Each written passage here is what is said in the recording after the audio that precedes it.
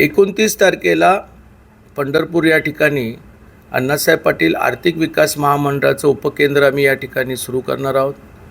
आदरणीय उपमुख्यमंत्री देवेंद्र फडणवीस साहेबांच्या उपस्थितीमध्ये हा कार्यक्रम संपन्न होणार आहे. लोकमंगल कोऑपरेटिव्ह बँकेने अण्णासाहेब पाटील आर्थिक विकास महामंडळाच्या असणाऱ्या महामंडळाला त्या ठिकाणी जागा निःशुल्क तत्त्वावरती दिलेली आहे. पंढरपूर हा इकडचे 4 तालुके ह्या लाभार्थ्यांना खूप मोठ्या प्रमाणामध्ये सोलापूरला जायला अडचणी येत होत्या. कारण सोलापूर ते पंढरपूर हे साधारण 100 ते 150 किलोमीटर असल्यामुळे बऱ्याचशा वेळेला लाभार्थ्यांच्या अडचणी वाढ होत होती, त्यांचे प्रश्न मिटत नव्हते. आणि म्हणून लाभार्थ्यांच्या मागणीवरून आणि मराठा महामंडळाचं आमचं काम आता वाढवायचं आहे, त्या दृष्टिकोनातून उपकेंद्राची सुरुवात 29 तारखेला साधारण 11 वाजता त्या ठिकाणी कार्यक्रम संपन्न होणार आहे.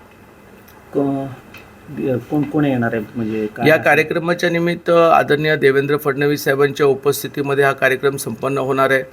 त्याचबरोबर लोकमंगल बँकेचे ज्यांनी हे कार्यालय आम्हाला निःशुल्क तत्त्वावर दिलेले सुभाषजी देशमुख असतील, आमचे इकडचे स्थानिक आमदार समाधानजी आवतडे असतील, त्याचबरोबर आमचे परिचारक साहेब असतील, विधान परिषदेचे आमदार, आमचे काही बार्शीचे मंडळी असतील, असे त्याचबरोबर काही बँकेचे प्रतिनिधी असतील. म्हणजे SBI बँकेने जिल्ह्यामध्ये खूप चांगलं काम केलेलं आहे, लोकमंगल बँकेने काम केलेलं आहे, अजून काही बँका आहेत, अशा बँकेच्या प्रमुखांचा सत्कार, ICICI बँकेचा सत्कार, अशा प्रमुख यांचा सगळा सत्काराचा कार्यक्रम.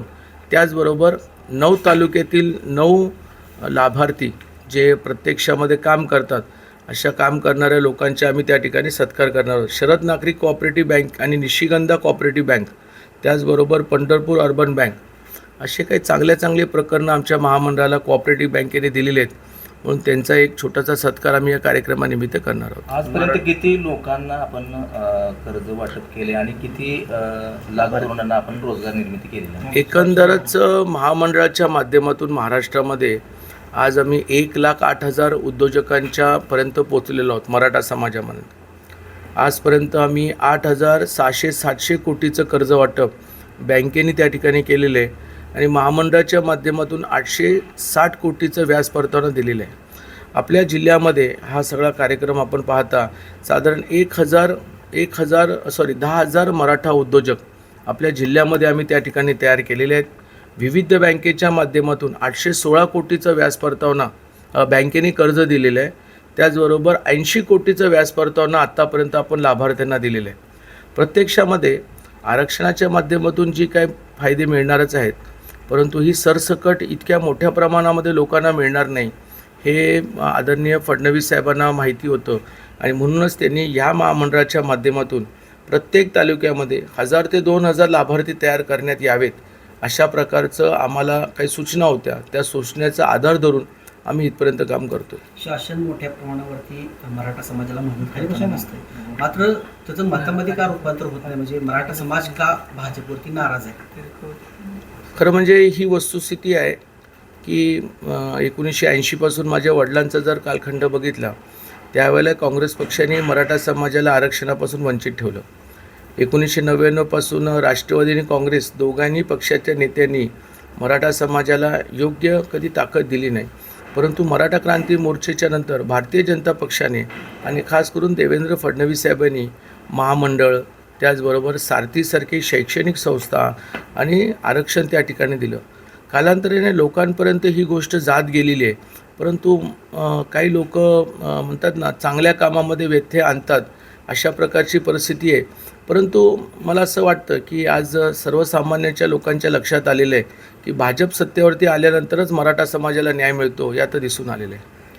मनोज जरांगे वारंवार फडणवीस यांना टार्गेट करतात. एकनाथ शिंदेंना सॉफ्ट कॉर्नर असेल किंवा अजित पवारांवर काय बोलत नाहीत. मात्र आरक्षणाचा मुद्दा आला की उपोषणाला बसला की फक्त फडणवीस यांनाच का टार्गेट केलं जातं? मनोज जरांगेंनी थोडंसं आत्मचिंतन केलं पाहिजे, किंबहुना त्यांचे मार्गदर्शक कोण आहेत त्यांनी आत्मचिंतन केलं पाहिजे की मुख्यमंत्री देवेंद्र फडणवीस असताना 12 आणि 13% मराठा समाजाला SCBCमधून आरक्षण मिळालं.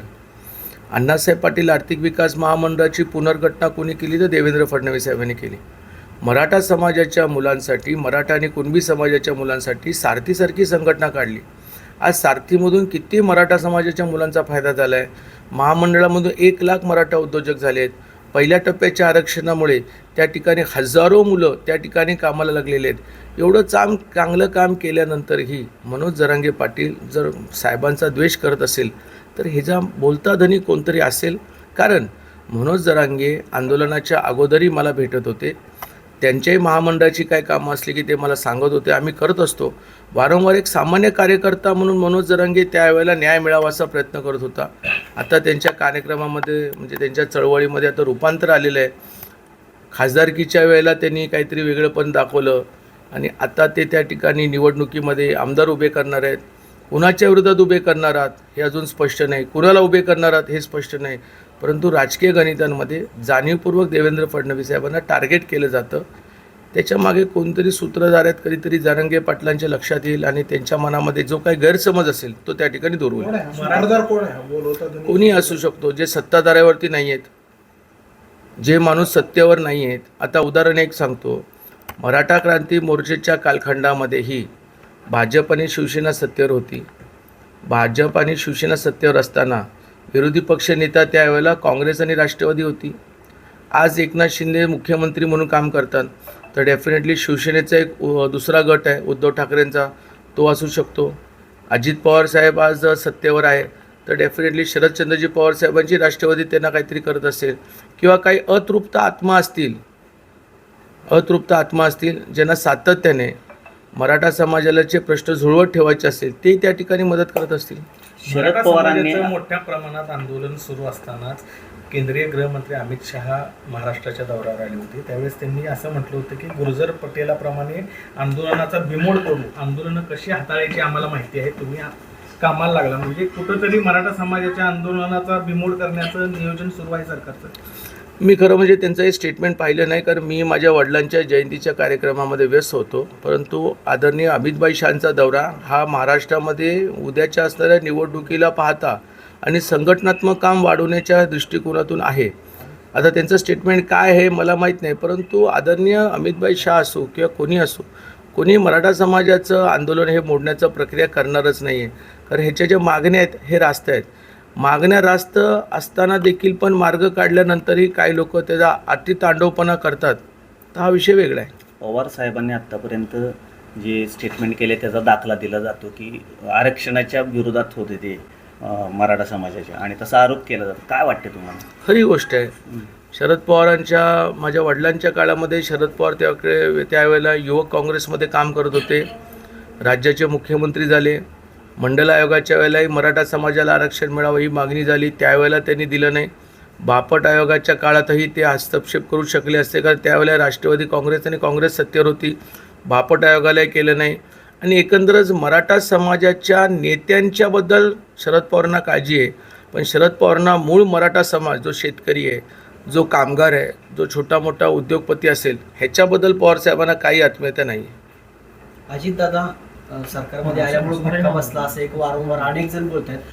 येणाऱ्या विधानसभेला अजितदादा सोबत राहणं फायद्याचं होईल का तोट्याचं होईल, काय तुम्हाला होईल? महायुतीच्या माध्यमातून आदरणीय एकनाथ शिंदे साहेबांच्या नेतृत्वाखाली आदरणीय भाजपचे देवेंद्र फडणवीस नेते हे सगळे मिळून काम करणार आहेत. अजितदादांच्यामुळे काही फरक पडलेला नाही आहे, अजितदादामुळे कुणाचं नुकसान झालं नाही. आणि हा जो काही निर्णय आहे तो पक्षश्रेष्ठी आणि संघटनात्मक निर्णय होत असतो.